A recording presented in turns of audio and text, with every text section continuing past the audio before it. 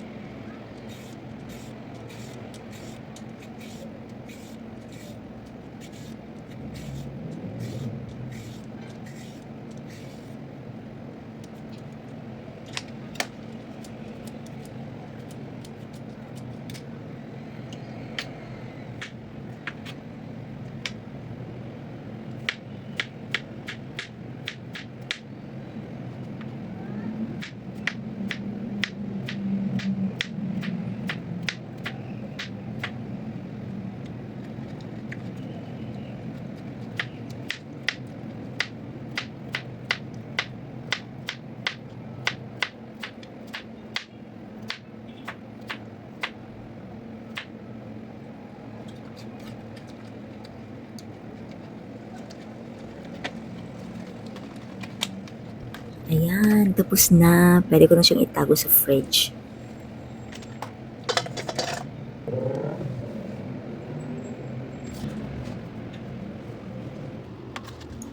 Yung mga gulay na dahon, hinimay ko na rin kanina at saka tinago dito para ready to cook na at saka mas tumatagal sila, hindi agad nabubulok. Gaya ko sa gawain ng nanay ko na nandito pa siya. At tapos, ito naman yung okra, binal ko sa papel kasi para hindi mangulong to eh.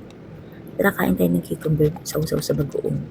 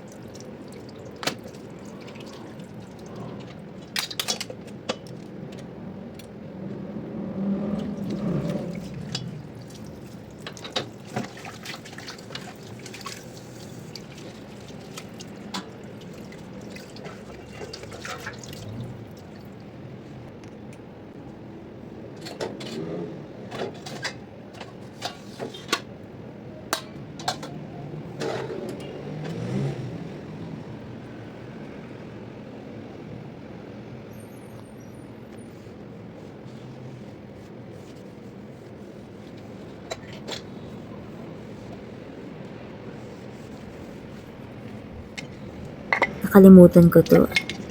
Hindi ko naalala na meron pala akong kapeng ininom kanina.